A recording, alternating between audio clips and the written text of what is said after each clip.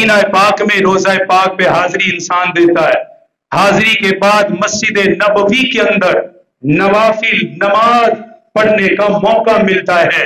फिर इस सब से बढ़कर मेरे आका एक दफा मिंबर पे तशरीफ फरमा थे, वाज करने के दरमियान फरमाए, लोगों सुनो, मा बैन बैती व मिंबरी रौज़तुम मिन रियाज़िल जन्ना।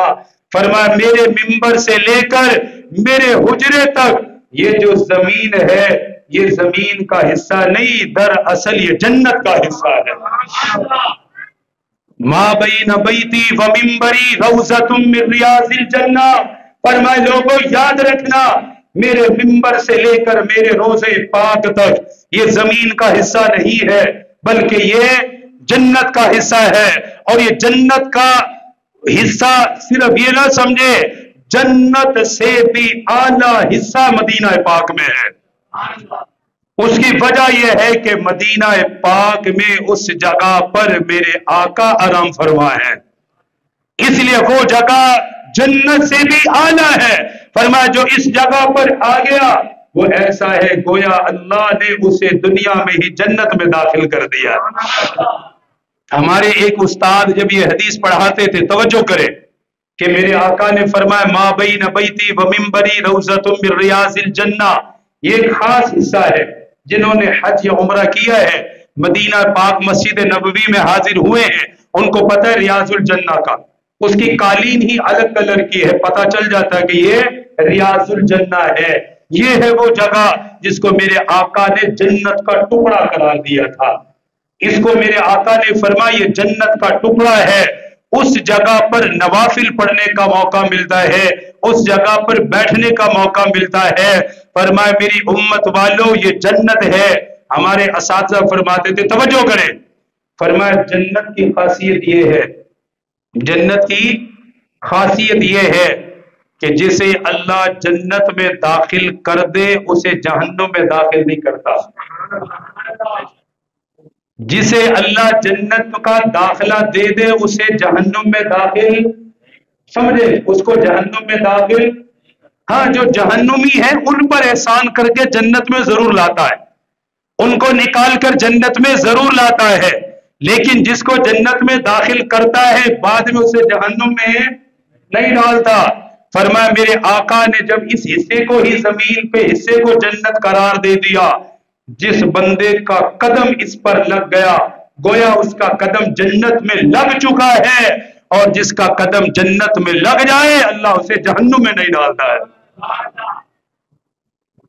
जो वहां चला गया इंशाअल्लाह वो उस जन्नत में भी जाएगा जो जमीन की आला तरीन जन्नत, जहां मेरे पाक पैगंबर का रोजा है, जिसे अल्लाह ने वहां हाजिरी का मौका दे दिया।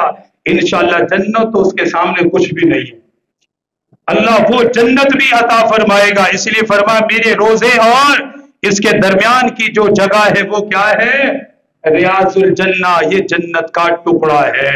मेरे आका की मस्जिद नबवी सल्लल्लाहु अलैहि वसल्लम, फिर मस्जिद हराम, मस्जिद नबवी, फिर उस मस्जिद के अंदर एक खास जगह है जिसको कहते हैं सुफ़ा। क्या कहते हैं?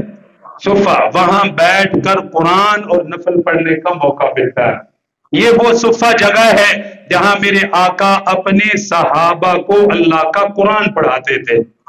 फिर मस्जिद नबवी और रियाजुल जन्ना के अंदर कुछ सुतून हैं, जिनमें से एक सुतून है उस्तवाए हनाना। क्या नाम है? उस्तवाए हनाना एक सुतून है, उसके ऊपर लिखा भी हुआ है। आपको पता है ये सुतून कौन सा? ये रियाजुल जन्ना के अंदर है। ये वो सुतून है, उस जगह पर है कि मेरे आका खिजूर के जिस सूखे तने से टेक लगा के खुतबा देते थे। याद है वो वाकया? मेरे आका खिजूर के सूखे तने से टेक लगा के मस्जिद नबवी में खुतबा देते थे। जब आपके लिए मिंबर बन गया, मिंबर पे तशरीफ फरमा हुए, खिजूर के सूखे तने से टेक नहीं लगाई। सहाबा फरमाते मस्जिद नबवी के अंदर बच्चे के रोने की आवाज, जैसे बच्चा रोता है और सिसकियां ले लेके रोता है, हर तरफ आवाज। हम दाएं बाएं देखें तो कोई नजर नहीं आ रहा कि ये रोने वाला कौन है, कौन रो रहा है। कहते हैं जब हमने ज्यादा गौर किया पता चला खिजूर का वो सूखा तना रो रहा था। وہ کھجور کا سوکھا تنا آقا کی جدائی میں رو رہا تھا.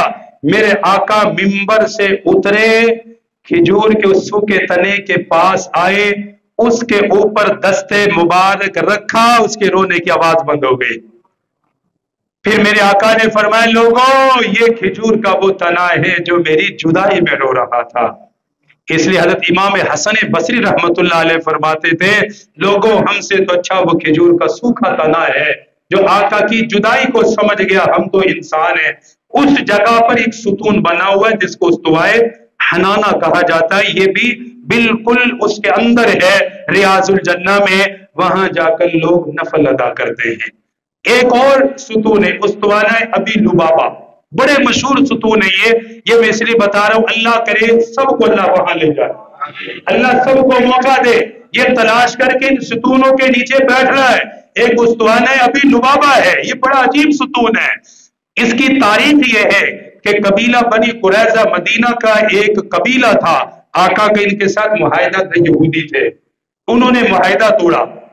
آقا صلی اللہ علیہ وسلم نے حضرت ابو طلحہ انصاری کو، حضرت ابو لبابہ کو ان کے پاس بھیجا کہ جا کر صورتحال معلوم کرو، جا کر دیکھو کہ ان کے حالات کیا ہے. حضرت ابو لبابہ رضی اللہ تعالیٰ عنہ کو ان سے تعلقات تھے. آئے ان یہودیوں نے کہا کہ یار ہم نے وعدہ خلافی تو کی ہے لیکن ہمیں یہ بتاؤ کہ ہمارے آقا کا ہمارے بارے میں فیصلہ کیا ہے، اب ہمارے ساتھ ہوگا کیا. اب اجازت نہیں تھی بتانے کی، آقا نے منع کیا تھا کہ بات کوئی نہیں کرنی، بتانا نہیں. وہ روئے، منت سماجتیں کی، انہوں نے منت کی کہ بتا دو مہربانی. پہلے تو ٹکے رہے کچھ دیر، جب انہوں نے بہت اصرار کیا، زبان سے نہیں بولے، یہ دیکھیں میری طرف، زبان سے نہیں بولے، بس اتنا یوں اشارہ کیا، فرمانے لگے جنہوں نے معاہدے کی خلاف ورزی کی ہے اس کے لیے تیار. سمجھے؟ اب اشارے سے پتا تو چل گیا کہ ہونا کیا ہے. اشارہ کر کے واپس آ گئے، آقا کی بارگاہ میں آئے. آقا نے پوچھا ابو لبابہ کیا ہوا؟ اب کچھ کہہ نہیں سکے، بتا دیا سارا. اب دل نے جب ملامت کی تو اپنے آپ کو مسجد نبوی کے ستون سے خود ہی باندھ لیا. شرمندہ ہوئے. جب ستون سے باندھا، میرے آقا نماز کے لیے تشریف لائے، دیکھا کہ حضرت ابو لبابہ ستون سے بندھے ہوئے. فرمایا کس نے باندھا ہے؟ عرض کرنے لگے آقا یہ میں نے اپنے آپ کو خود سزا دی ہے جو میں نے یہ حرکت کی ہے. اب میرے آقا نے آگے سے کیا فرمایا؟ فرمایا ابو لبابہ میں نے تو معاف کر دیا تھا، یہ سزا تو نے خود دی ہے، اب اللہ ہی معاف کرے گا، اب اللہ ہی کھلوائے گا تجھے. جب تک اوپر سے آرڈر نہیں آئے گا یہی رہے گا. میں نے تو معاف کر دیا تھا، معاف کر دینا تھا. اب اسی ستون سے کچھ دیر بندے رہے، توبہ کرتے رہے. اللہ نے اپنے حبیب پر وحی نازل فرمائی، فرمایا میرے حبیب میرے بندے کو معاف فرما دیجئے. اس جگہ پر یہ ستون بنا ہوا ہے استوانہ ابی لبابہ. وہاں میرے آقا اور صحابہ وہاں نفل ادا کرتے ہیں، وہاں توبہ کرتے ہیں کیونکہ وہ توبہ کی جگہ ہے. تو اس لیے اللہ پاک مکہ اور مدینہ کے حاضری عطا فرمائے تو ان جگہوں پر ضرور جانا چاہیے. انشاءاللہ اگلا آخری جمعہ حج کے حوالے سے میں حجۃ الوداع کہ میرے آقا کا حج کیا تھا ہم وہ ذکر کریں گے. میرے آقا نے اپنی زندگی کا جو آخری حج کیا تھا اس میں بڑی تاریخی چیزیں ہیں، انشاءاللہ وہ ہم آئندہ جمعے بیان کریں گے.